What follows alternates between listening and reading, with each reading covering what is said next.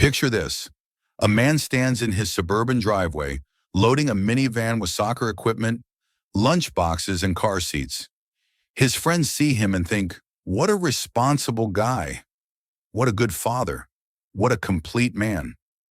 Arthur Schopenhauer, the master of philosophical pessimism, calls this man a fool. Why? Because he lacks love for children? No, because he doesn't understand how life actually works.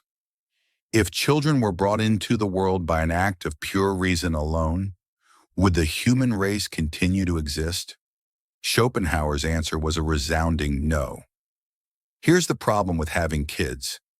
You don't create happiness, you create suffering. You don't build a family, you build a prison. You don't become a man, you become a slave. And if you think having children is your purpose, Schopenhauer has something to tell you. Walk through any playground, any school pickup line, any family gathering, and you'll see them. Men who've confused biological impulse with conscious choice, duty with desire, social programming with personal calling. They change diapers at 3 a.m. and call it love. They work overtime to pay for daycare and call it responsibility. They sacrifice their dreams for their children's needs and call it maturity. And they think this makes them fulfilled. But Schopenhauer thinks otherwise. The will to live is the source of all suffering, and procreation is its most cunning trap. These men are victims of what Schopenhauer called the most sophisticated deception in human existence. They believe they chose to have children, when in reality, biology chose for them. Here's what they don't realize. Every person watching this domestic drama is making calculations. The smart ones recognize the cage. The wise ones see the chains. The enlightened ones walk away entirely. Why? Because Schopenhauer says something about human nature that most men never grasp. We don't respect obvious sacrifice, we pity it. We don't admire willing slavery, we question it. We don't envy the overburdened, we avoid becoming them. And this misunderstanding leads to the first catastrophic mistake. The family man mistakes his burden for his purpose. He writes checks his happiness can't cash. He starts a war against his own interests that he can never win. Schopenhauer had a rule about this. Life is essentially suffering, and to create life is to multiply suffering. But the modern father violates this principle constantly. He brings consciousness into a world of pain, creates beings destined for disappointment, transforms his own existence into a machine for perpetuating misery. And when reality hits, it hits hard. All love is founded on sexual impulse, however ethereally it may bear itself. Here's the truth that destroys most men who have children. You didn't choose this life. Rather, you were seduced into it. That moment when you fell in love, when you got caught up in romance, when you started talking about our future together, you weren't making rational decisions. You were being manipulated by what Schopenhauer called the species trick for ensuring its continuation. Schopenhauer understood this perfectly. Nature achieves its ends through illusion. Love is the illusion that tricks individuals into serving the species. The man operates on emotion, not philosophy. He gets swept up in romantic fantasies and forgets to ask the fundamental questions. Do I actually want the responsibilities of parenthood? Am I prepared for the financial and emotional costs? Have I considered what I'll sacrifice for this choice? Is this decision based on reason or merely biological programming? And here's what he doesn't realize until it's too late. Every romantic decision is a philosophical choice where you can only lose your freedom. Best case scenario, you love your children but mourn your lost possibilities. Worst case, you resent your children and mourn your lost life. Because here's the dark truth about the reproductive impulse. It doesn't care about your happiness. It doesn't consider your dreams. It moves quietly, strikes precisely, and disappears before you realize you've been trapped. The person who actually has wisdom doesn't get caught in romantic delusions. They don't need to prove their love through procreation. They don't need to validate their relationship through reproduction. They don't need to be a parent to feel complete as a human being. And this is where having children becomes genuinely dangerous. You sacrifice your authentic self for a role that society applauds but philosophy condemns.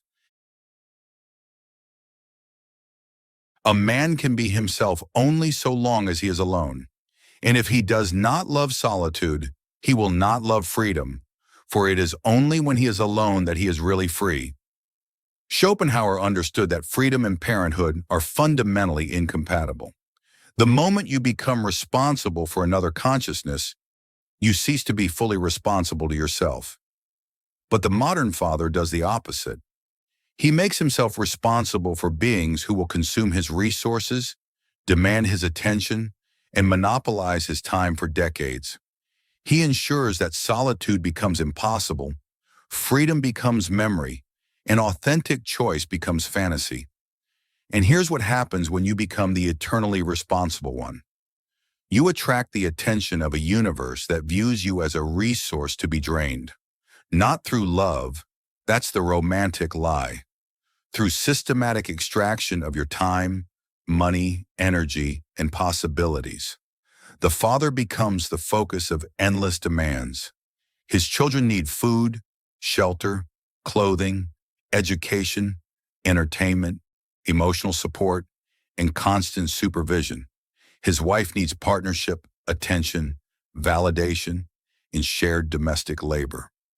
Society needs him to be provider, protector, role model, and taxpayer. Meanwhile, he thinks he's winning because people call him responsible.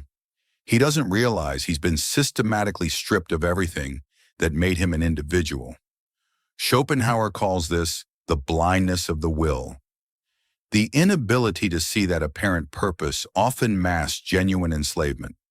That obvious meaning often hides authentic meaninglessness.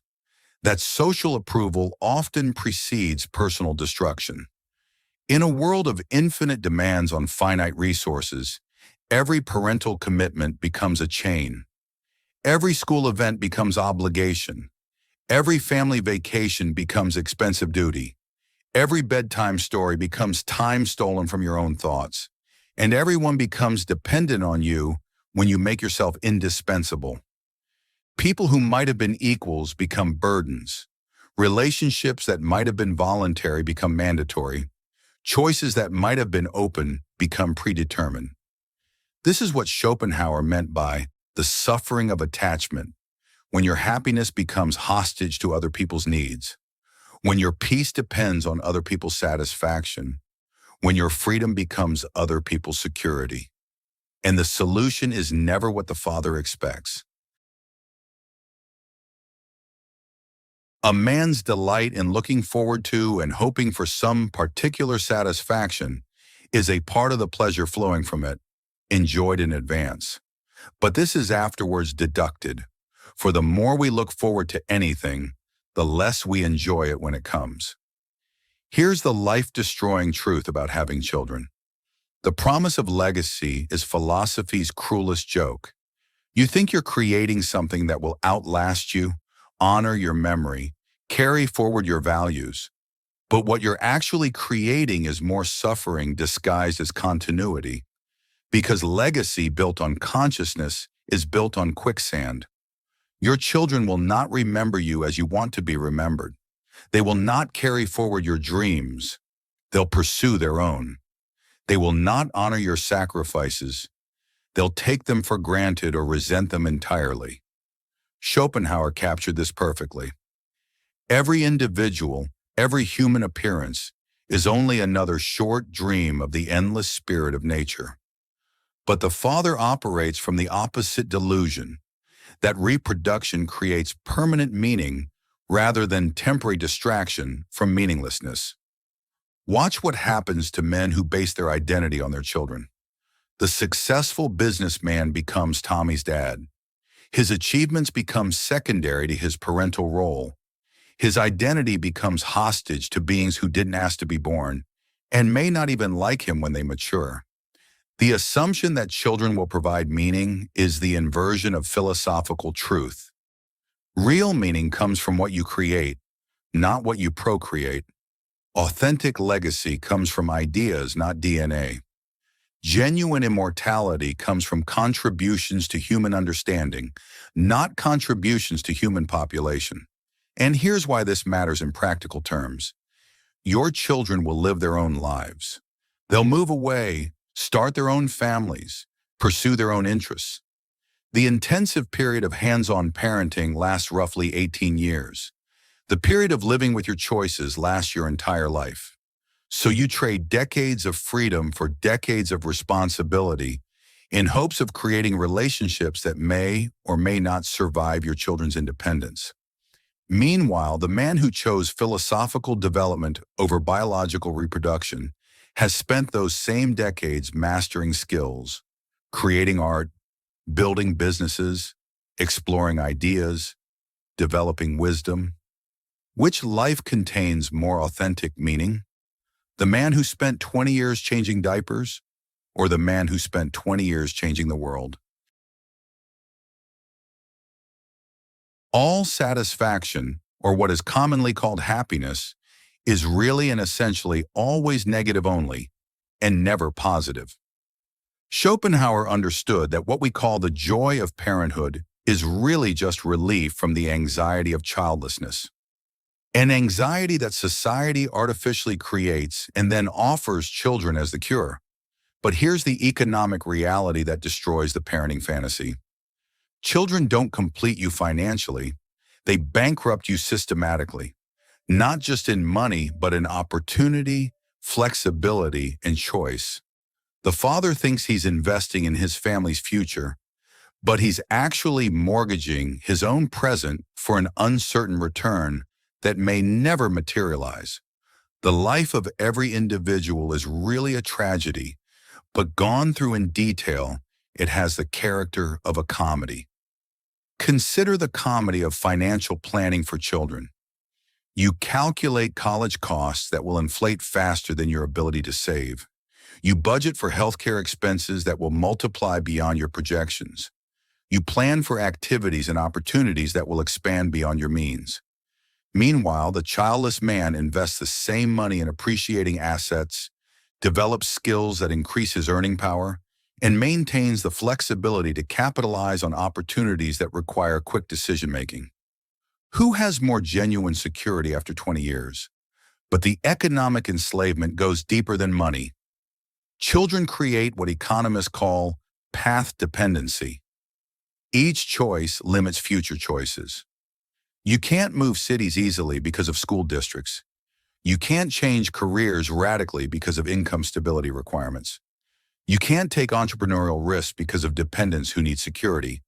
The childless man maintains what Schopenhauer valued most: optionality, the freedom to change direction when new information emerges, the ability to pursue opportunities when they appear, the choice to prioritize experiences over obligations. This isn't selfishness, but rather philosophical consistency. If life is about conscious choice rather than biological programming, then maintaining choice becomes a moral imperative. All willing springs from lack, from deficiency, and thus from suffering. Here's Schopenhauer's most brutal insight. Every conscious being you create inherits the fundamental structure of existence, which is suffering punctuated by brief intervals of satisfaction. You're not giving the gift of life. You're imposing the burden of consciousness. Think about what you're actually doing when you have children. You're creating beings who will experience physical pain and illness, emotional disappointment and heartbreak, existential anxiety about death and meaninglessness, social rejection and professional failure, the gradual decay of aging and inevitable mortality. It would be better if there were nothing. Since there is more pain than pleasure on earth, every satisfaction is only transitory, creating new desires or new troubles. and the agony of the devoured animal is always far greater than the pleasure of the devourer. But somehow we've convinced ourselves that creating more consciousness is virtuous rather than cruel. The father looks at his sleeping child and feels love, not recognizing that he's guaranteed this innocent being will someday experience profound suffering, heartbreak, failure, loss, death, simply by virtue of being conscious. And here's the philosophical question that destroys the parenting justification. If you had the choice between never existing or living a life containing both pleasure and pain, which would you rationally choose? You can't ask the unborn, but you can think honestly about your own experience. How much of your life has been genuine satisfaction versus various forms of dissatisfaction, anxiety, and suffering? Schopenhauer's point isn't that life contains no pleasure. It's that the pleasures don't justify the pains, and creating new beings guarantees both. The enlightened man recognizes that not creating consciousness is an act of compassion, not selfishness. You're sparing potential beings from guaranteed suffering. You're refusing to multiply the world's pain. You're choosing wisdom over biological compulsion. This is why the great philosophical traditions, Buddhism, Stoicism, various forms of asceticism, all recognize procreation as philosophically problematic. They understood what modern culture has forgotten. Creation of consciousness is creation of suffering. A man can do what he ought to do, but he cannot will what he ought to will. Schopenhauer understood that most of our desires aren't genuinely our own. They're implanted by social forces that benefit from our choices, even when we don't. And nowhere is this more obvious than with the social pressure to have children. From birth, society programs you to see parenthood as inevitable destiny rather than optional choice. You get toy trucks and are told you'll be a provider someday. You see movie heroes who fight for their families. You hear endless messaging about carrying on the family name. But this programming serves society's interests, not your own. Society needs workers, taxpayers, consumers, and soldiers. It needs people willing to sacrifice personal fulfillment for social stability. It needs individuals who will prioritize group continuation over individual development. The masses are nothing but copies poorly executed. The man who has children because it's what people do isn't making a philosophical choice. He's executing social programming. He's becoming a copy of previous generations rather than an original expression of his own consciousness. And here's what Schopenhauer knew about social conformity. It's the enemy of authentic wisdom. When you do what everyone else does, you get what everyone else gets. A life of quiet desperation disguised as normal responsibility. The truly philosophical man questions the basic assumptions. Why should I reproduce? What do I personally gain from parenthood? How does having children serve my authentic development? What would I do with my life if I ignored social expectations entirely? These questions terrify most people because they reveal the emptiness beneath social programming. They show how much of what we call natural is actually manufactured consent to serve systems that don't care about individual flourishing. The wise man recognizes that social pressure and philosophical truth often point in opposite directions. Society wants you to have children because it needs future participants. Philosophy suggests you shouldn't have children because consciousness is suffering. Society tells you that parenthood is fulfilling. Philosophy reveals that fulfillment comes from wisdom, not reproduction. Society promises that children give meaning to life. Philosophy demonstrates that meaning comes from understanding, not creating dependence. Choose philosophy over sociology. Choose consciousness over conformity. Choose your own authentic development over society's reproductive requirements. The wise man is one who knows what he is and what the world is. The man who understands what he is doesn't need children to validate his existence. The man who understands what the world is doesn't want to force new consciousness into it. Here's what changes when you stop seeing parenthood as mandatory and start seeing it as optional. You become more authentic, not less. More fulfilled, not less. More wise, not less. Because real fulfillment doesn't need to reproduce itself. It shows up in your work. It appears in your relationships. It manifests in your understanding. People sense genuine fulfillment the way they sense genuine wisdom, not because you tell them about it, but because they experience it in interaction with you. Not because you prove it through procreation, but because you demonstrate it through the depth of your being. And here's what Schopenhauer knew about lasting satisfaction. It's never about creating more consciousness. It's about developing the consciousness you already have. Sometimes you need to focus on your work. Sometimes you need to cultivate relationships. Sometimes you need to pursue understanding. But the Father has only one focus: his children. So every problem looks like something that needs family consultation. Every decision seems like something that affects the kids. Every opportunity feels like something that must be evaluated for its impact on parental responsibilities. The philosophically minded person has many focuses: personal development when appropriate, intellectual pursuits when meaningful, creative expression when inspired, spiritual understanding when called. This diversity is what makes them genuinely wise. Not because they're selfish, but because they're comprehensive. Not because they avoid responsibility, but because they choose it consciously. Not because they reject love, but because they don't confuse love with biological compulsion. They've learned Schopenhauer's greatest lesson: that wisdom is about understanding reality, not perpetuating it. That fulfillment comes from consciousness developed, not consciousness multiplied. That real meaning emerges from philosophical insight, not biological productivity. So maybe the question isn't, how can I be a good father? Maybe it's, how can I develop authentic wisdom? Maybe it's, how can I understand existence deeply? Maybe it's, how can I live according to reason rather than instinct? The smartest thing you can do isn't learning to be a better parent. It's learning to be more conscious, more questioning, more philosophically sophisticated, more willing to choose reason over reproduction.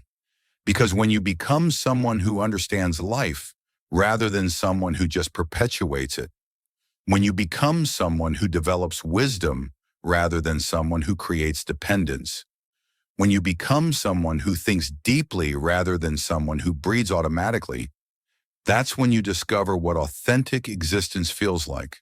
And it doesn't require having children at all. In fact, it requires the opposite: the courage to choose consciousness over biology, wisdom over conformity, and philosophical development over reproductive programming.